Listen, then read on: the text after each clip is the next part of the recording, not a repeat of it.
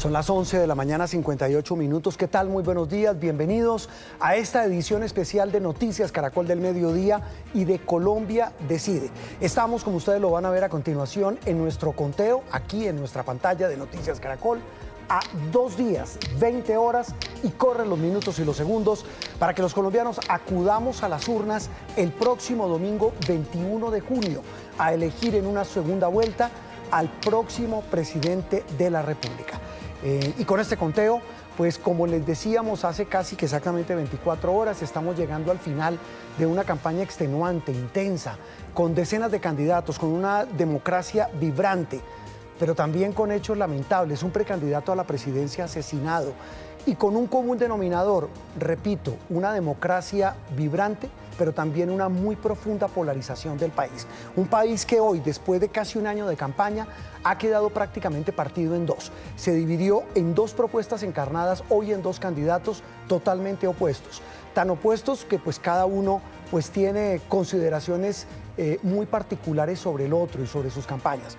Y han aupado también, además de todo, al país a escuchar propuestas y de modelos de país muy distintos y a una profunda radicalización de la política. No se pueden ni ver los seguidores de uno y otro lado. Pero más allá de esa consideración, con este panorama, el país llega a esta segunda vuelta, el próximo domingo 21 de junio. Aún con muchas dudas, algunas personas con rabia, otros con certezas, pero también con incertidumbres. Ese es el país que va a salir a votar el próximo domingo para elegir al próximo presidente de la República. Y en esta recta final, pues a falta de debates con los dos candidatos que ganaron la primera vuelta, buenas son entrevistas, diálogos para escucharlos y para que el país los escuche a pocas horas de la votación definitiva. Estamos a esta hora, 12 en punto del mediodía, a través de nuestra señal abierta de Noticias Caracol, de Caracol Televisión y a través de todas las plataformas digitales de Noticias Caracol. Ayer estuvimos con el candidato Abelardo de la Espriella y su fórmula vicepresidencial José Manuel Restrepo. Hoy nos acompaña y lo saludamos, le damos la bienvenida aquí en nuestro estudio en Bogotá al candidato del Pacto Histórico, Iván Cepeda. Doctor Cepeda, gracias por acompañarnos. Muchas gracias por esta entrevista, Juan Roberto. En aras de la transparencia, ayer nuestro equipo se comunicó con la campaña y con el doctor Iván Cepeda para decirle que invitábamos a su fórmula vicepresidencial la senadora Ida Quilcué, pero ustedes dijeron que venía usted solo a esta entrevista. Por una razón muy sencilla, Juan Señor. Roberto. Nosotros le hemos pedido al señor de la Espriella que tengamos un debate. Él ha preferido escudarse, y yo diría ocultarse detrás de su candidato vicepresidencial. Le hemos pedido que tengamos, como corresponde siempre en estos procesos electorales, un debate franco entre los dos candidatos presidenciales. Entonces, vemos que hay de parte de él esa conducta. Y no, nuestra candidata vicepresidencial es una candidata que tiene una gran solvencia, una gran talla como figura política y ha dado múltiples entrevistas. En este momento, yo reitero, emplazo al señor de la Espriella a que tengamos un debate. Todavía podemos hacerlo. Todavía queda tiempo para que podamos sentarnos. Hemos incluso propuesto que sea Caracol, RCN, RTBC, las casas periodísticas donde hagamos ese debate. Así que lo estoy esperando. Bueno, dicho lo anterior, doctor Iván, gracias por la aclaración. Arranquemos, y lo mismo que ayer, mire, aquí tengo un temario, no tan grande como sus discursos, y ya vamos a hablar del asunto, pero ha sido una campaña extenuante, larga. ¿Cuánto lleva usted en campaña? Ya vamos a entrar en 10 meses, yo creo, mal contado, sí. ¿Cuántas regiones de Colombia se ha recorrido? Pues yo creo que he recorrido, si hablamos de regiones, todas las regiones del país. No he podido estar en muchos lugares que quisiera, pero yo creo que he recorrido los puntos neurálgicos de la geografía nacional. Me he encontrado con, yo diría a estas alturas, más de 1.500.000 personas en esta campaña electoral. ¿Y cómo le ha ido en ese encuentro con la gente? Como hoy, mirando esos 10 meses, esas centenares de manifestaciones, de actos públicos, hoy voltea a mirar y cuando le dicen, ¿qué recoge de la gente? ¿Qué les dice usted? Pues yo he encontrado, y lo digo con orgullo, un inmenso reconocimiento, cariño, afecto entre la gente por lo que hemos hecho en este gobierno, por las propuestas que hemos sacado adelante y por las propuestas que le hacemos a la ciudadanía. un ánimo muy claro de seguir avanzando en ese proceso de cambio social y también una disposición a la movilización política, pacífica por supuesto, pero decidida para hacer validar los derechos de la gente. Doctor Iván, ¿cuántos discursos? Porque aquí hablábamos con usted hace ya rato, con María Alejandra, en una de nuestras primeras entrevistas, que llamaba la atención que usted leía los discursos en plaza pública. ¿Cómo no? ¿Cuántos discursos alcanzó a escribir en estos 10 meses de campaña? Yo he estado en más de 300 actos públicos, pero aquellos que han sido en plaza pública son 160 actos. Y en cada uno de esos actos, por lo menos en el 95% he leído discursos escritos por mí, exclusivamente para esa reunión política.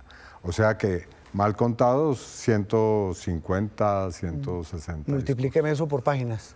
Pues estamos llegando a las 800, 900 páginas escritas, ¿cómo no? Bueno. Doctor Iván, independientemente de lo que ha sido la democracia, ayer decía su contendor que la polarización del todo no es mala, que pues no todos tenemos que estar de acuerdo, qué mamera, qué pereza, que estemos todos de acuerdo. Y pues el gran debate es que quien gane va a tener que gobernar en la diferencia. Y quiero arrancar con la misma pregunta que les hice ayer al candidato de la Espriella y a su candidato a la vicepresidencia. Si usted es elegido presidente, doctor Iván Cepeda, ¿cómo va a gobernar un país tan dividido? ¿Cómo lo va a unir? ¿Sobre qué bases? Sobre la base de la concertación, del diálogo, del entendimiento, la serenidad, la eficacia, la posibilidad de mostrar con hechos y no simplemente con retórica que es posible lograr que el Estado y el gobierno sea eficiente. Pero con relación a la oposición, porque entiendo que es esa la pregunta, sí, pues una actitud abierta al diálogo, al reconocimiento y al respeto. Y en eso llamo la atención, porque yo escuché la entrevista que se le hizo aquí ayer al señor de la Espriella y le escuché expresiones realmente muy desafortunadas. Tratar a 10 millones de electores o cerca de 10 millones de electores del Pacto Histórico y de la Alianza por la Vida de una banda o una mafia o una bandola, eso me parece muy desobligante. Y así no se puede tratar a quienes no piensan como uno. Yo por lo menos no lo haré. Ni amenazo a mis opositores con ejercer contra ellos la violencia física o simbólica, todo lo contrario. Vamos a tener una relación de apertura al diálogo, de un diálogo sereno, constructivo. Eso sí, aspiro a que sea respetuoso siempre, franco. Así que esa es mi actitud y mi talante, además, porque no es un asunto que cultivo ahora en esta campaña, sino en toda mi vida política. Doctor Cepeda, ya vamos a hablar de programas, de propuestas, incluso ahí me estaban soplando que hoy su equipo económico envió las bases de lo que sería la política económica de un eventual gobierno suyo, de Iván Cepeda. Ya vamos a hablar de economía, de seguridad, de salud, de relaciones internacionales, no, pero hablemos un poco de política. ¿Qué análisis hicieron entre la primera y la segunda vuelta? Y se lo pregunto porque gente tan cercana a usted, en la campaña como Gustavo Bolívar, dijo, mire, es que yo creo que nos confiamos. Estábamos un poquito como sobrados. Otros decían, mira, aquí hubo como arrogancia, sectarismo de que ganábamos solos. ¿Qué análisis hicieron entre el resultado del 31 y hoy que estamos a 2 días de la segunda vuelta? Hemos hecho una campaña que en sus pilares es una campaña muy sólida. Hemos apelado a la gente, hemos hecho una campaña con la gente y hemos puesto en el centro del debate lo que es fundamental, los derechos sociales de la gente. Ese ha sido nuestro eje fundamental de discusión y de debate público. Y eso ha tenido una inmensa receptividad y tiene hoy en día una muy importante pues fuerza política que nos sigue multitudinariamente. Ahora, hemos hecho un discurso también para el centro político, para atraer al centro político, porque nuestra esencia es la democracia, el respeto de la democracia, hablarle a las capas medias que sienten también miedo de la propuesta que está al lado o del lado de la Espriella y atraer a la juventud esencialmente, que como usted ha visto en estos días se ha movilizado de manera muy afirmativa y activa en las ciudades y en las calles del país. Así que tenemos una muy importante fuerza que se va a expresar en las urnas con la que vamos a ganar el próximo 21 de junio. Alguien también decía de su campaña que las derrotas moderan, enseñan y ayudan a hacer reflexiones. No, lejos de nosotros la soberbia, por supuesto. Sí. En ese análisis que hicieron, doctor Iván, analizaron si en las encuestas ganaba usted, ¿por qué terminaron perdiendo? No, es posible que hayamos visto que las encuestas no dieron con que al final el electorado de Paloma Valencia terminó yendo de una manera masiva al electorado de La Espriella. Y nuestro debate esencial fue con Paloma Valencia, no hay que olvidarlo. Nosotros hicimos un debate político centrado en esa polémica con ella. Y efectivamente, pues eso debilitó también el campo de Paloma Valencia. Nos hizo mucho daño la propuesta de la constituyente, también dijo Gustavo Bolívar al otro día, o a los pocos días de la primera vuelta. ¿Usted comparte esa visión? No, yo creo que es parte del debate político. Uno no puede convertir un derecho de los ciudadanos en un problema, un inconveniente. Eso no me parece que hace honor a la democracia. Pero espanta. No, algunos, puede ser, pero no espanta. Asusta. No, la democracia no debe infundir miedo, Juan Roberto. No, tal vez... Y ejercer la democracia, a mi modo de ver, es un legítimo derecho de los ciudadanos. Y hacer propuestas y debatirlas. Así que no hay que infundir miedo con propuestas democráticas.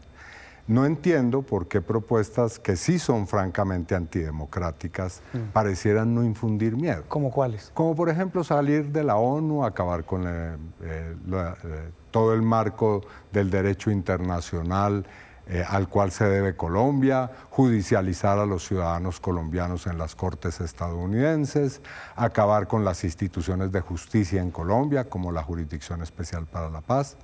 Pareciera que esas son normales, pero hablar de constituyente es inmediatamente un terrible asunto. Pero, no, lo que nosotros hemos dicho, y yo he sido supremamente reiterativo, es más, se lo he dicho aquí en varias amables conversaciones que hemos tenido, yo estoy por un acuerdo nacional. Esa es mi propuesta, no de ahora. La he venido trabajando, explicitando desde hace años y me reitero en ella. Hay que buscar que en torno a los problemas estructurales del país haya un acuerdo entre los ciudadanos, entre las fuerzas políticas, económicas, sociales, para poder concertar soluciones de fondo. Y si esa concertación nos lleva a nuevos escenarios políticos, perfecto. Esa es mi línea de acción con la que he sido coherente y la he sostenido y defendido durante mucho tiempo. ¿Y qué es un nuevo escenario político? Si el acuerdo nacional... Bueno, que se resuelvan los problemas de fondo. Lo establece. Fíjese usted que el problema del narcotráfico, por ejemplo, sigue siendo lamentablemente un problema de quién tira mejor para su lado, de quién jala mejor para su lado. Es un problema enorme que tiene nuestra nación, cuyo lastre llevamos pues jalando desde hace ya prácticamente 60 años y no le hemos encontrado una solución. Ahora, parte de esa falta de solución reside en que no ha habido una concertación nacional en torno a lo que representa ese problema estructural.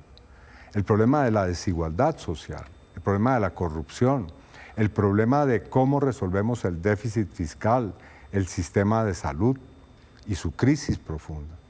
Todo eso debe ser objeto de un diálogo. Entonces, dialogar tampoco debe espantar, tampoco debe provocar sospechas, ¿no? Es una vía legítima de procedimiento democrático.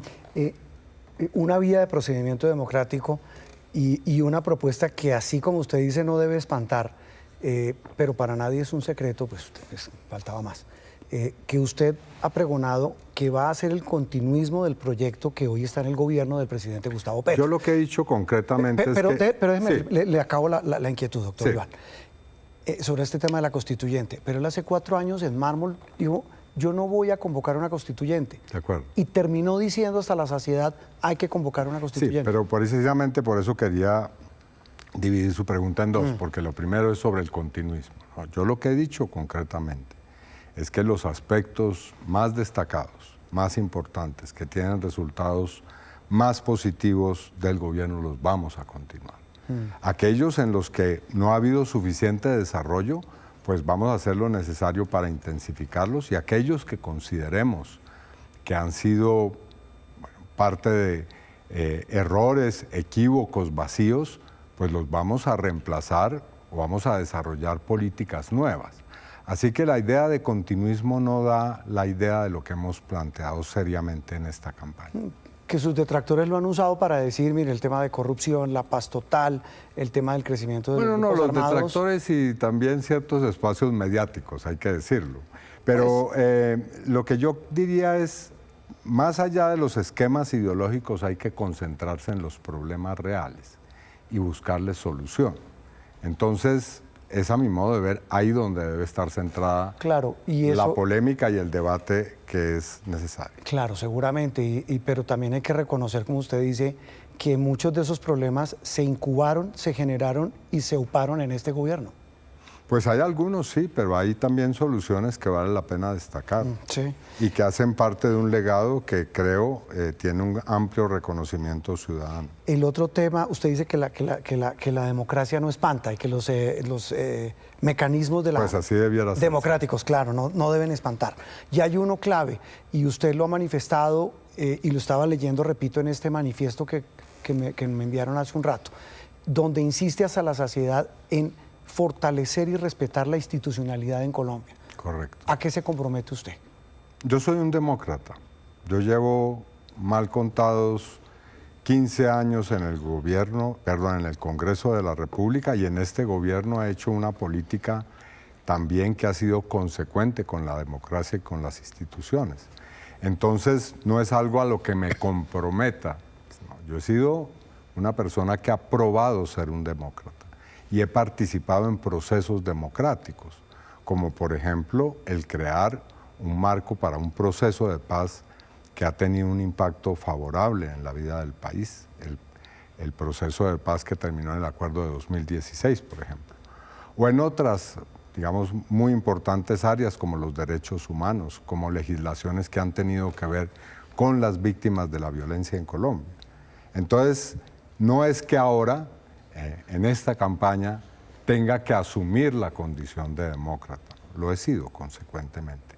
Y ahora, en esta etapa, me comprometo a ejercer mi vocación democrática desde el gobierno, desde la jefatura del Estado, respaldando, respetando, fortaleciendo esos espacios democráticos y sobre todo la Constitución. Y en esa vocación democrática, doctor Iván, respetar a las ramas del poder público, y se le pregunto porque es una de las grandes críticas que se le hacen al presidente Gustavo Petro, esa confrontación permanente y ese poner en duda la institucionalidad en Colombia, que ha sido tal vez uno de las marcas indelebles de este gobierno. Yo no he visto que ninguna institución haya sufrido un deterioro por efecto digamos... No, es decir, la división de los poderes públicos se ha respetado en este gobierno. Que el presidente actual aupe, hagámosle una manifestación a la Corte porque no escoge fiscal. No, perdónenme, o al la Consejo Corte de ha Estado, tenido un desarrollo y un desempeño absolutamente normal en este gobierno. No ha habido ningún traumatismo que uno pueda decir. Que no puedan salir de la oficina del Palacio de Justicia, ¿es normal? No, perdóneme. Las Cortes han podido actuar de manera democrática en este gobierno. Pero no porque el presidente lo haya permitido, sino porque les ha tocado pararse. Ni ha habido ningún... en el gobierno del expresidente Uribe, si usted lo recuerda, Juan Roberto, se intervino con micrófonos la sala de la Corte Penal. No, y hubo decisiones judiciales. La sala de la Corte Penal de la Corte Suprema de Justicia. Y hay gente presa por eso. Sí, pero no, aquí no ha habido esa clase de comportamientos criminales. Pero que sí ha habido... criminales. Sí, pero políticamente por yo los lo estoy cuales comparando. Están juzgados hoy personas y condenadas. Claro, doctor Iván. Entonces... Pero sí ha habido afirmación. Si usted me permite, yo claro, pero escúcheme porque es que la desarrolle y le voy a dar todo el tiempo del mundo. Gracias. Pero el tema es que el presidente de la República no ha sido respetuoso con las otras instituciones. No, ¿Usted lo considera que sí? Mi opinión es que no es así. Perfecto. Y se lo puedo explicar por qué. Perfecto, adelante. Ha habido controversias supremamente álgidas, no lo niego. Ha habido momentos en los cuales incluso se han presentado discusiones de fondo, pero la independencia de los poderes públicos en Colombia ha sido respetada en estos 4 años. No se puede decir que se ha limitado, que se ha perseguido, que se ha encarcelado, que se ha espiado, como ha ocurrido en otros gobiernos, a una persona de otra rama del poder público. Me permite una contrapregunta, se ha matoneado, se ha estigmatizado y se ha, por parte del presidente... Sí, y al presidente también. Sí, pero porque él, es decir, pero él es el presidente que no puede... Pero si usted me pregunta a mí qué haré en el gobierno, porque creo que ese es el sentido de la conversación que estamos teniendo. La pregunta para redondear, y usted tiene razón, ¿usted va a tomar el mismo camino que su antecesor si usted es presidente? No, yo lo que le puedo decir es el camino que no voy a tomar, no voy a tomar el camino de para ser simpático y hacerme, digamos, una persona que puede ser para algunos sectores más plausible. No, yo no voy a sencillamente entrar en el juego de un enfrentamiento que se quiere presentar como absolutamente necesario e imperativo para poder ganar al electorado. Si es esa, digamos, la estrategia que usted me propone. No, yo defiendo lo que se ha hecho en este gobierno y critico lo que también es criticable en este gobierno, si usted me pregunta. ¿Qué voy a hacer en mi gobierno? Lo he dicho claramente. La conducción del Estado que haré será una conducción democrática, serena, dialogante, con la posibilidad de que haya eficacia y que haya permanentemente un diálogo con todas las instituciones, sin que eso quiera decir que no pueda haber diferencias como ocurre en la democracia. Eso sí es cierto. Doctor Iván, ¿usted va a aceptar los resultados de las elecciones del próximo domingo? Pues lo vuelvo a decir, soy un demócrata, soy demócrata. No voy a irrespetar ninguna decisión que se tome en democracia. Pero dicho eso, Juan Roberto, nuestra democracia ofrece la posibilidad de interponer recursos frente a decisiones o frente a resultados que puedan ser objeto de una acción de interpelación. Para eso están esos mecanismos creados. En la primera vuelta electoral, como usted se dio cuenta, en la noche de los resultados yo planteé que había 2 dudas que había que absolver.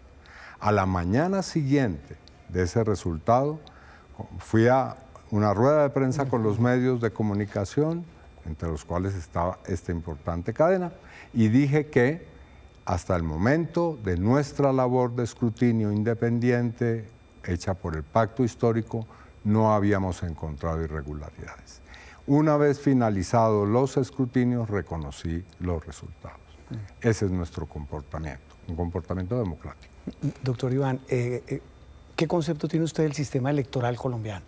Después de todos estos ires y venires en campaña. Es un sistema que tiene problemas muy serios que deben ser objeto de una reforma. ¿Cómo cuáles? Como por ejemplo el problema de la financiación de la política. La contraparte dice que nosotros hemos comprado votos. El doctor de la Espriella ha hecho una lista de políticos del Pacto Histórico que supuestamente compra votos, pero no ha interpuesto ninguna acción penal en contra de ninguna de esas personas en Colombia. Ha preferido ir a poner una queja en Estados Unidos. En cambio, nosotros sí vamos a interponer acciones penales en su contra, porque sí tenemos elementos que nos llevan a concluir que sí se están utilizando mecanismos de compra de votos por parte de esa campaña. ¿Qué información tienen ustedes, doctor Iván? La presentaremos en estas horas que vienen y la vamos a, digamos, a dejar ahí en claro para que sean las autoridades colombianas, no estadounidenses, las que investiguen estos asuntos. Es decir, no, porque si usted se refiere, para traducirlo, doctor Iván, el candidato... No necesito traducción, se lo digo con toda claridad. No, la traducción para los televidentes es que Abelardo de la Espriella dijo, hay unos señores que están comprando votos y le voy a pedir a Estados Unidos que les quite la visa. Pero ¿y por qué tiene que recurrir a las autoridades estadounidenses? Le pregunto. No, habría que preguntarle a él. Porque hay que... No, a él hay que preguntarle cómo es que va a resolver su problema en Estados Unidos con el fiscal de Estados Unidos y del secretario del Tesoro. Yo no sé si usted vio que ayer 11 congresistas de Estados Unidos le enviaron una carta al fiscal general de Estados Unidos y también al secretario del Tesoro y al señor Marco Rubio, secretario de Estado, diciendo que el señor de la Espriella tiene problemas con la manera en cómo ha sido estructurada su fortuna, que tiene negocios inmobiliarios en la Florida que parece ser ameritan una investigación, que ha tenido negocios con el señor Alex Saab para poder hacerse a su fortuna, y que tiene incluso al parecer un inmueble u otros bienes del señor Saab, y que además tiene vínculos con organizaciones que han sido consideradas por Estados Unidos organizaciones terroristas. Que el señor de la Espriella, eso dice la carta, es una figura que constituye un peligro para la seguridad nacional de Estados Unidos. Entonces, esos no son problemas de compra de votos en la costa caribe colombiana, no. Esos son problemas en la Florida con las autoridades estadounidenses. Esos sí son problemas que va a tener que resolver el señor de la Espriella. Tengo varias preguntas más aquí, pero el tiempo ya premia, 12:24 minutos. Estamos con el candidato Iván Cepeda, aquí a escasos 2 días de la segunda vuelta presidencial. Y quiero arrancar con esto que usted menciona de Estados Unidos. Si usted es elegido presidente, para hablar de relaciones internacionales, doctor Cepeda, ¿cómo va a manejar la relación con el gobierno de Donald Trump? ¿Cómo la imagina usted? Pues yo espero que sea una relación respetuosa, de cooperación, de asunción de responsabilidades frente a los problemas bilaterales, de muy buenas relaciones en el plano económico y diplomático. Ahora, por supuesto, usted conoce mi talante, yo haré que se respete la soberanía nacional. No haré una política que permita que nuestra soberanía sea vulnerada, como le corresponde según la Constitución a un jefe de Estado. Y ahí hay un tema indisoluble en esa relación, que es el narcotráfico. En ese tema, frente a esa relación con Estados Unidos, ¿cuál va a ser la estrategia de lucha contra el narcotráfico? Yo creo que una estrategia integral, no simplemente una estrategia de intervenir cultivos de uso ilícito o de perseguir a los campesinos de nuestro país que se dedican a sembrar coca, de seguir de alguna manera criminalizando territorios de nuestro país. Hay que desarrollar las regiones donde hay los mayores cultivos o las mayores extensiones de cultivos de hoja de coca. Y para eso es necesaria una política integral. Por supuesto, hay que sustituir las economías ilícitas con economías que sean economías para el progreso de los territorios. Y por supuesto, pues sí, habrá que erradicar con métodos que consideremos son apropiados, pero fundamentalmente hay que desarrollar los territorios. Entre otras cosas, ayer le escuché al señor de la Espriella que iba a erradicar 330.000 hectáreas y hay 253.000 según las cifras oficiales. Claro que eso no se sabe, ¿no? Mire que la ONU... No, pero 80.000 sí es una diferencia considerable. Sí. En materia internacional, a propósito de Abelardo de la Espriella, él decía, yo voy a reactivar la relación si gano las elecciones con Israel. ¿Cuál va a ser su postura frente a Israel? Que hoy el gobierno Petro rompió relaciones. Sí, mientras se mantenga ese proceso de genocidio contra el pueblo palestino, yo estoy totalmente identificado con la política actual del gobierno. No se puede tener relaciones con un gobierno que practica un genocidio. Y no es una acusación. Esto es lo que ha dicho la propia Corte Internacional de Justicia. Así que un gobierno que viola de esa manera el derecho público internacional no puede ser un gobierno con el que tengamos relación. Y otro muy importante y que está hoy metido pues en una tensión gigante, Cuba. ¿Cómo será esa relación si usted es presidente? Pues en este momento hay relaciones diplomáticas, tenemos una relación de muy larga data que han tenido todos los gobiernos de todo signo político y yo seguiré ese tipo de relación, ¿cómo no? Y lo mismo con Nicaragua. Bueno, con Nicaragua tenemos polémicas muy fuertes. No solamente tienen que ver con las áreas marítimas y los litigios que tenemos en la Corte Internacional de Justicia, sino también polémicas sobre lo que ha ocurrido en materia de derechos humanos en Nicaragua. Así que veremos cómo se sigue desarrollando esa relación. Un tema geopolítico interesantísimo, doctor Cepeda, China, que es un país que hoy pues está en el escenario como una gran potencia, muchos dicen que incluso mucho más No es posible costado. ignorar que... ¿Cómo sería esa relación? No es posible ignorar que China es un país que tiene un, digamos, liderazgo económico y político hoy en el mundo que tiene una influencia supremamente considerable. Y a mi modo de ver, nosotros debemos incentivar un diálogo lo más fructífero en todos los planos con un país que tiene semejante incidencia en la comunidad internacional.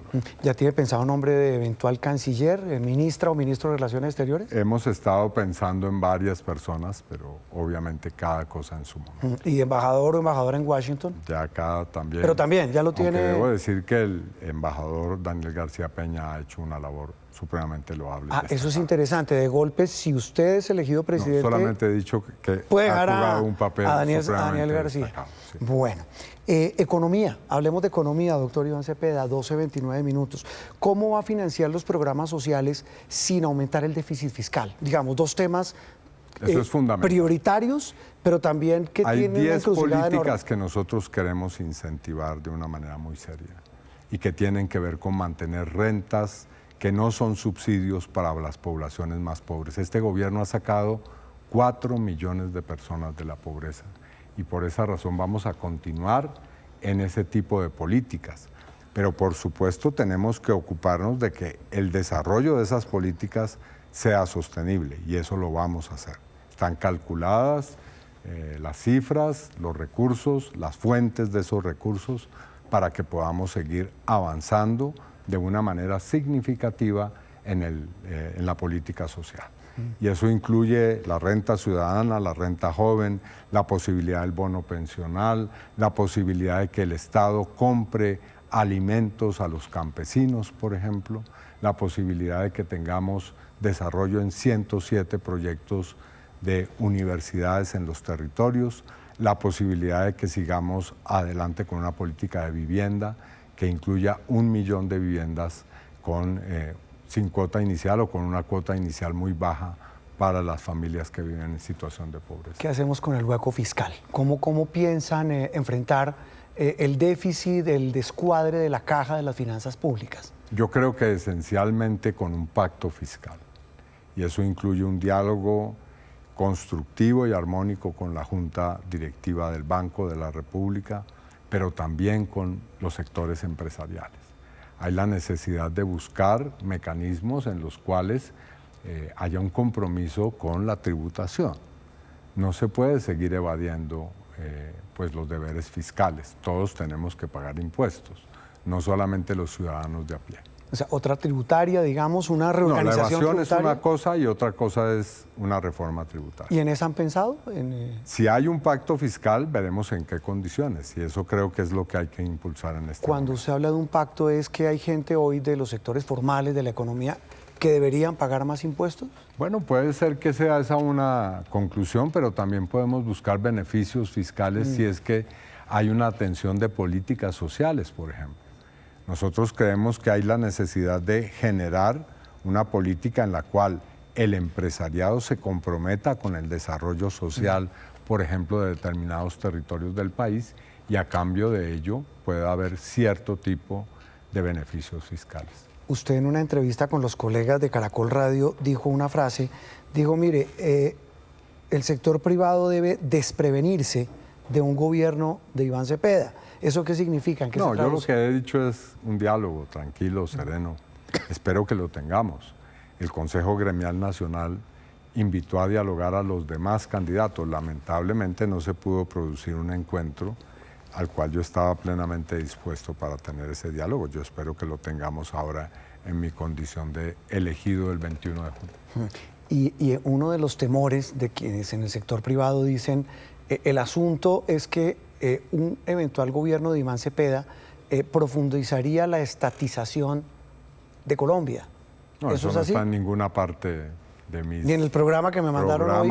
No, nosotros creemos que es necesario fortalecer la educación pública, que el sistema de salud debe ser un sistema mixto, que hay la necesidad de fortalecer el sistema nacional de reforma agraria, que hay que seguir avanzando en entregarle al campesinado pobre Queremos 1 millón de hectáreas más de las que ya se han entregado en este gobierno.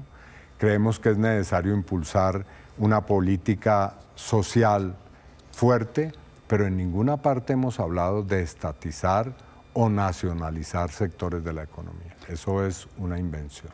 Ecopetrol, ¿qué tienen en mente con Ecopetrol? ¿Qué balance hace de lo que ha pasado en Ecopetrol en estos 4 años? Yo creo que ha sido una gestión importante. Ahora el reto me parece que es hacer una transición a las energías limpias. La energía que está únicamente centrada en la extracción de hidrocarburos, pues ha mostrado su límite histórico y hay que hacer una transición. Y para hacer esa transición es necesario cumplir 2 importantes condiciones: mantener la soberanía energética del país, pero al mismo tiempo cambiar ese tipo de fuentes de energía, y hay que impulsar la energía eólica y la energía solar, sobre todo en el país. Si le entiendo, doctor Iván, en materia de soberanía energética, como usted lo dice, hay que seguir buscando petróleo y gas, en la medida en que se pueda. Cada uno de esas decisiones serán tomadas en su momento y en concertación con los sectores económicos. Sí. Pero de lo que no puede haber duda es que estamos en el momento de la transición, no de mantener un modelo que ya está agotado históricamente. Si uno no entiende eso, corre el peligro de que la economía se convierta en lo que tantos han querido, en una economía centrada simplemente en la extracción minero-energética. Y Colombia tiene muchísimas posibilidades, como lo ha mostrado este gobierno, en otros campos como el desarrollo agropecuario, el turismo y muchos otros más. La famosa enfermedad holandesa. ¿Cómo no? Doctor Cepeda, a propósito de energía, ¿cómo piensan enfrentar en un eventual gobierno suyo la muy inminente crisis del sector energético, la posibilidad de un apagón? Sí, yo creo que es muy importante primero dejar un poco a un lado, y esta es una actitud responsable, cierta promoción del desastre. Hay que ser responsables en esto, hay que señalar hasta dónde hay realmente ese peligro, que nadie lo niega, entre otras cosas. Dicho eso, hay que entrar ya en una política y en un plan de emergencia. Eso incluye medidas que tienen que ver con ahorro de energía, habrá que hacerlas, pero también desarrollo de las energías como la energía solar, alternativas, y buscar realmente concertar todos los recursos que tiene el sistema de la energía en el país para evitar que la crisis golpee, digamos, de la manera más dura a la economía y a las regiones del país. Hay un tema clave ahí en el sector energético, que es esa pesadilla de los habitantes de la costa Caribe con las tarifas. ¿Cómo se enfrenta ese tema cuando incluso el gobierno actual dice ahí que el presidente Petro dijo hay que liquidar Aire, que es la empresa que provee la energía? Empresas ya, mal contadas, Corelca. Este es el tercer desastre. Sí, Electricaribe, bueno, aquí hay que examinar qué ha ocurrido. Y eso tiene que ver con la regulación de los precios y las tarifas de la energía. Ahí hay un problema, y es que no se le puede seguir cargando exclusivamente a los usuarios de la costa Caribe los costos o sobrecostos que tenga esto. Hay que, repito, impulsar seria y rápida y eficazmente la energía solar en la costa Caribe, y esa es una tarea estratégica que tendrá mi gobierno, y también revisar cuáles han sido los mecanismos de control frente a la corrupción en muchos de estos tratamientos de lo que ha sido el problema energético. Y la tarifa, mientras tanto, es que hay gente que paga. Hay que regularla, sí. Usted está Hay que buscar los mecanismos de regulación, porque no puede ser que los usuarios o sobre ellos termine recayendo todo el peso del costo de la energía. Otro tema clave en esa carpeta de temas, la seguridad. Si usted es presidente, doctor Iván Cepeda, ¿cuál es la primera decisión que toma para mejorar la seguridad de los colombianos? No, yo creo que ahí es la adopción de una política integral de seguridad, que quiere decir, sí, mantener y en algunos casos mejorar y ampliar las capacidades de la fuerza pública, sí, mejorar las capacidades de la inteligencia, mantener y seguir mejorando las condiciones de vida digna de los miembros de la fuerza pública. Eso hay que reconocérselo al gobierno actual. Es el primero que realmente beneficia a 400.000 miembros, soldados y policías de las instituciones con salarios, prestaciones sociales y pensiones dignas. Y también, obviamente, al lado de ese fortalecimiento, repito, resolver los problemas de la presencia estatal en el territorio. No es posible pensar que se va a derrotar a esos grupos armados que viven de economías ilícitas si no hay una política para desarrollar los territorios, dotarlos de agua potable, energía, vías terciarias, posibilidades de desarrollo de la economía agropecuaria. Si no hay un complemento entre esas áreas de la seguridad, que es lo que llamo seguridad humana, pues obviamente vamos a seguir en este círculo vicioso de la violencia en territorios del país. Y ahí inexorablemente, doctor Iván Cepeda, volvemos a hablar de la paz total. En un eventual gobierno de Iván Cepeda, ¿cómo se maneja un tema al que no le fue bien? Y ya usted me dirá, aquí hemos estado hablando usted y yo del mismo tema varias veces, y en el que usted fue reconocido promotor en este gobierno. Ya que lo hemos hablado, le recuerdo lo que he dicho, porque digamos es un tema recurrente al parecer. Lo que ha pasado y lo que haría usted en un eventual gobierno suyo. No, yo lo que he dicho con total claridad es que mi gobierno va a tener una política de paz. Sobre eso no puede haber duda posible. Segundo lugar, vamos a seguir implementando el acuerdo de paz de 2016. Es posible que busquemos que cierto tipo de diálogos, como el que se ha tenido con el ELN, si hay condiciones, y esas condiciones las he establecido claramente: respeto por la vida de la población civil, seguridad para los líderes y lideresas sociales, posibilidad de que no haya acciones como la que vimos en el Cauca, en la que en un atentado dinamitero o con explosivos se atentó contra 20 personas en una vía pública. Frente a ese tipo de situaciones no puede haber un diálogo, no puede haber la posibilidad de hacer diálogo. ¿Ese es un error que enmendaría de lo que ha pasado en este intento de diálogo? Estoy diciendo lo que voy a hacer concretamente. ¿Para enmendar cosas que han pasado? Lo que voy a hacer es eso concretamente. Y en tercer lugar, vamos a discutir una ley de sometimiento. Entonces, está claro cuáles son los parámetros en los cuales haré esa política de paz. Y en esa política de paz, ¿qué papel va a tener su gobierno frente al ELN? Un grupo que, pues, lo he dicho con toda claridad, si se cumplen esas condiciones. Al país en todas las condiciones. Sí, como ocurrió también con las FARC y se logró la paz, y también como ocurrió con tantos otros grupos. Es que lo que no puede haber, Juan Roberto, es simplemente la convicción de que hay que hacer un esfuerzo y si no funciona seguimos en la misma dinámica de la guerra. En este país se tiende a cansarse de los procesos de paz, pero no de guerra. Ay, pero es que este proceso, es decir, el ELN... No, por eso le digo, hay que tener paciencia para buscar la paz. Y en esa búsqueda de paciencia, ¿qué ha pensado? Perseverancia. Porque es la vida de los hombres de la fuerza pública. No, sin duda. Es la vida también de la población civil. Es que estamos de acuerdo, yo estoy de acuerdo con esa tesis. Entonces, sí, hay que ser perseverante. Puede ser que suene como algo que sí, nos cuesta, pero así como se ha hecho la guerra, con la misma energía hay que buscar la paz. ¿Cómo se metería en un proceso con el ELN? Lo he dicho, hay unas condiciones, si esas condiciones se cumplen, si hay un cronograma claro para que esos diálogos no sean simplemente una conversación sin fin, que no tenga un resultado eficaz en un tiempo que puede ser claramente establecido desde el inicio, pues no se podrá avanzar en ese proceso. Y mire, ayer la ex candidata presidencial y exalcaldesa Claudia López, que anunció el apoyo a su campaña de cara a esta segunda vuelta, ella hace unos días en un debate y en muchas entrevistas le había dado palo a usted con ese tema, diciendo, mire, ojo porque el pacto histórico y la campaña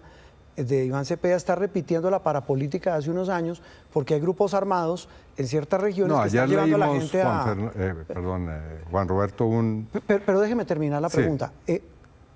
Dice, hay zonas del país, decía Claudia López, donde los grupos armados respaldan y obligan a la gente a votar por Iván Cepeda. Bueno, no sé si esa es la aseveración que ella haya hecho. No, ella habló de un pacto igual a la parapolítica. No le he escuchado realmente una afirmación hacia Claudia, pero acá. bueno, Sí. el hecho es este. Ayer leímos Pero una es eso. declaración en la que quedó muy claro las condiciones en las cuales Claudia López ha decidido votar por mí el próximo domingo. Y creo que se debería celebrar un acuerdo político en democracia. ¿No? Es lo que hemos hecho. Sí, no, pero sobre este punto del tema, y no solo ella, muchos contrincantes, incluso Abelardo de la Espriella y otros dicen, mire, hay gente a la que la obligan a votar por Iván Cepeda en regiones donde hay estos grupos armados. Si hay denuncias, hay que presentarlas. Ah, eso es importante. Y ¿A yo usted le le han quiero, llegado denuncias de yo eso? le quiero decir lo siguiente, ya que lo pregunta. Sí. Presenté ante la Fiscalía General de la Nación hace unos días precisamente 2 o 3 informaciones que llegaron a mi campaña con relación a eso. Porque mi campaña es totalmente transparente. Nosotros no tenemos ninguna clase de vínculos por debajo de la mesa con organizaciones armadas, si es lo que se insinúa, ¿no? Para dejarlo totalmente se acusa. claro. Así lo han acusado. No, y para dejarlo claro aquí también con Exacto. usted, Juan Roberto, porque usted lo está preguntando. Entonces, no, nosotros no tenemos vínculos con organizaciones armadas. ¿O es esa la duda? No, Bueno. esa es la acusación. Sí, no, pero como hay acusación, hay respuesta. Ajá. Entonces, no. O sea, hay Y certeza segundo, total de que nadie de su campaña en regiones... Sí, hay certeza. Certeza. Sí. Eso es importante. Y si usted tiene alguna acusación o duda, yo le No, recomendaría... tengo la pregunta que por eso se la hago aquí de Precisamente. frente. Entonces, ya que yo le he dado la respuesta, entonces si persiste la duda, entonces hay que ir a la autoridad. Habrá que preguntar a quienes lo han señalado, exacto, si persiste esa duda. No, lo que yo hago cuando llegan ese tipo de acusaciones es ir a las autoridades. Y lo he hecho en esta campaña de una manera absolutamente rigurosa, tanto en lo que a mí refiere como en lo que refiere al señor de la Espriella, por ejemplo. Porque en estos días, si usted se acuerda, yo he presentado 2 acusaciones o denuncias penales contra el señor de la Espriella, no sobre especulaciones, sino sobre hechos. Ahora, yo le pregunto, ¿usted tiene información si el señor de la Espriella ha interpuesto ante las autoridades judiciales algún tipo de denuncia penal por esto? Habrá que preguntarle. ¿Pero usted no se lo ha preguntado? Sí, se lo hemos preguntado. ¿Y qué le ha respondido? No han respondido. No ha respondido. Habrá que devolverle a preguntar. Habrá que volverle a preguntar. Pues entonces hablemos sobre cosas que tengan una mínima consistencia y no sobre especulación. Sí, sabe que sí me parece interesante esa reflexión. Me queda solo una duda y quería volver sobre un tema puntual y es el tema de la corrupción. ¿Cómo la va a atacar en un eventual gobierno suyo? Yo he planteado que la corrupción se ha convertido lamentablemente en Colombia en un sistema. Y eso porque se ha dejado sin que se atiendan asuntos esenciales de la vida nacional con relación a ese fenómeno. Mi gobierno vamos a crear un sistema nacional anticorrupción y he propuesto al doctor Iván Velázquez como la figura que va a ser encargada de llevar a cabo el liderazgo y el diseño de ese sistema. ¿Y él puntualmente qué va a hacer? Él va a ¿Cuál es la combatir idea? a los corruptos. Yo quiero señalar con toda claridad, no va a ser informes que se dan periódicamente o cifras o estadísticas, no. Aquí va a haber una batalla sin cuartel contra quienes se roben los recursos públicos en cualquier área. Y caiga quien caiga, venga de donde venga, esas personas tendrán que afrontar la ley y la justicia. Ese es uno de los temas de los que usted nos decía y nos lo ha dicho aquí muchas veces, que hay que corregir y que deja este gobierno. Sí, lo he dicho con toda claridad, y este y cualquier gobierno y cualquier persona, porque la batalla va a ser, le repito, sin miramientos ideológicos. Yo quiero decir que lo primero que haré es que se tomarán medidas muy claras frente a personas de mi propio gobierno frente a esta situación, si es que se presentan ese tipo de situaciones. Usted ya ha pensado, me quiero devolver a un tema económico, pero que tiene que ver con corrupción, me quedé pensando en eso. ¿En quién presidirá Ecopetrol, si usted es presidente de la República? Bueno, se lo pregunto por si los usted líos tiene, digamos, enormes ¿por qué no hace la de Ricardo pregunta, Roa. digamos, si usted, No, si es usted que se lo quiere, ¿sabe por qué hágame me la acordé? pregunta sin, digamos, sin el esguince. No, yo no- ¿Usted yo no cree que el necesito- doctor yo no Roa neces- es un corrupto? Bueno, No, entonces... no, pues perdóneme. Porque es que así sí, pero ya que hablamos de corrupción, entonces está... Claro, ¿sí? porque es que está denunciado por corrupción. Formúleme la pregunta como es. ¿Usted cree que el doctor Roa es un No, pues, corrupto? no solo eso, se lo pregunto. Es que Bien. ¿sabe Si por qué usted no me lo- pregunta si voy a nombrar a una persona corrupta en un cargo No, público, yo no le mi estoy respuesta preguntando es eso, no. doctor Iván, y me da pena, pero no, pero permita no que le sé haga si las estoy preguntas. entendiendo mal las no, preguntas. es que, y que eso es parte de las críticas que le hacen, que si uno lo cuestiona a usted, lo cuestiona a uno. No, Permítame pero yo, entonces es decir, hacer la esto- pregunta. pero- El señor Ricardo pero Roa no, Juan está Roberto, siendo no procesado pierda por la paciencia. No, yo sé. No, yo no la pierdo, faltaba más. Y estamos en un diálogo constructivo acuerdo, a pocas perfecto. horas de la elección. ¿Cómo no? El señor Ricardo Roa está procesado por corrupción. Sí, y debe afrontar esas acusaciones. Entonces, como todo estaba hablando ciudadano. de corrupción, Ahora, si me usted devolví me a Ecopetrol. pregunta, si usted me ¿Ha pensado pregunta, en a quién va a nombrar en Ecopetrol? bien, entonces le respondo tal y como usted lo estructuró. Primero, no voy a nombrar personas que, digamos, incurran en corrupción. Si incurren en corrupción en mi gobierno, ya he dicho qué va a pasar. Vamos a tener un sistema que va a operar contra esas personas. Ahora, con relación a Ecopetrol, es claro que como todos los demás cargos que van a estar bajo mi responsabilidad, examinaré cada uno de los nombramientos. Si usted me pregunta si habrá cambios en los ministerios y en las distintas instituciones, en sus direcciones, muy probablemente. En algunos, tal vez no. En este caso particular, es muy probable que haya un cambio, claro que sí. El tema político, doctor Iván, va a ser clave, la gobernabilidad. ¿Cómo tiene pensado, por ejemplo, presentar una agenda política y cómo buscará, excúseme la expresión, la muñeca política en el Congreso para tener gobernabilidad? No, yo lo que voy a Congreso? proceder es de una manera muy clara y transparente. Y en ese sentido, O sea, ¿cómo va a ser la relación con el Congreso? Mi relación con todos los actores políticos partirá del diálogo, de la concertación, de una actitud serena, respetuosa y eficaz. Esos son criterios que se van a aplicar en mi gestión de gobierno. Y obviamente, con el Congreso, como con todas las demás ramas del poder público, haré una labor que sea de, digamos, relación independiente, pero al mismo tiempo armónica. ¿Y esa armonía qué implica? Dialogar, intentar buscar. Por ejemplo, le digo algo que implica con el Congreso, concretamente. Sí. No llevar proyectos de ley que no tengan un suficiente grado de consenso. Por lo menos lo intentaré. No prometo que ocurrirá así siempre.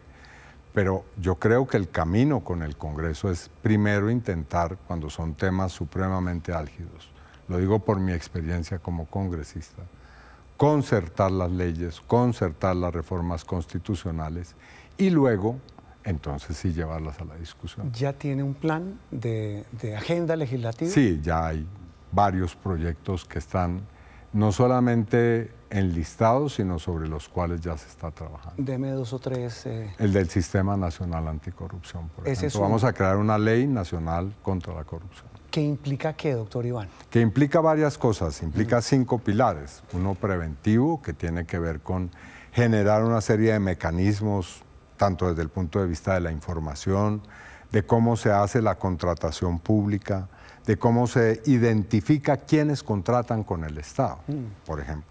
En segundo lugar, un mecanismo que tiene que ver con ya no prevenir, sino combatir la corrupción. Eso tiene que ver con un rediseño de la investigación en materia de macrocorrupción. Yo creo que la corrupción no se puede seguir investigando y juzgando individual y parcial y fragmentariamente.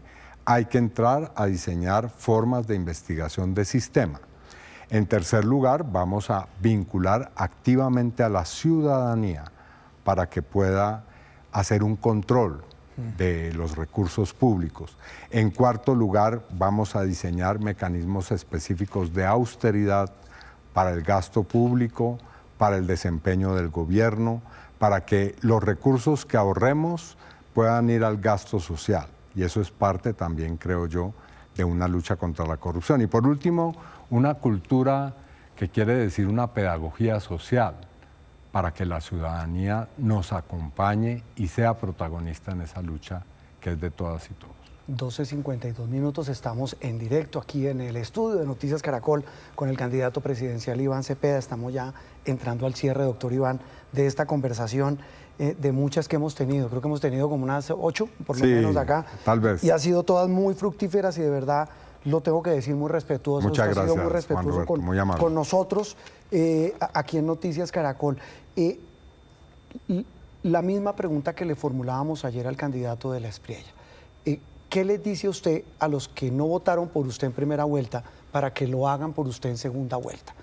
¿Cuál sería ese mensaje?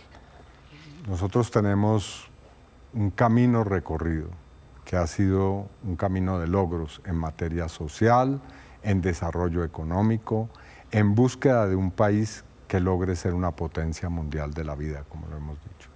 Allí están las evidencias, pero también tenemos un programa, unas ideas y unas propuestas. Yo tengo un recorrido político, soy una persona que ha tenido un desempeño que está exento de cualquier mácula, tacha, soy una persona decente, soy una persona que ejercerá con firmeza, pero también con apertura y diálogo la jefatura del Estado, y voy a hacer un gobierno para todas y todos, para todos los colombianos. Y para los que definitivamente dicen no voy a votar por Iván Cepeda, ¿qué les dice si usted es elegido presidente, así como lo arrancamos? Que contarán en mí con un gobernante, repito, abierto al diálogo, a la concertación y también al ejercicio democrático. Me quedaba aquí una pregunta, se la han hecho en otros medios, pero tengo la obligación de hacérsela. Usted presentó su reporte de su estado de salud, donde habla de que está... Lo hice porque la campaña de la Espriella salió en redes sociales a través de sus cuentas oficiales con un mensaje diciendo que estoy casi que en un momento de colapso de mi salud y que estoy prácticamente a puertas de la muerte. Entonces, ante una situación de esas, que es una campaña abiertamente mentirosa, falaz, sucia, presenté ante los medios de comunicación el certificado de mis médicos tratantes. Y está bien. Ahí está claro. Doctor Iván Cepeda, de verdad, muchas gracias. Mire, hemos estado una hora conectados con mucha gente a través de las plataformas. Estoy muy agradecido por esta posibilidad.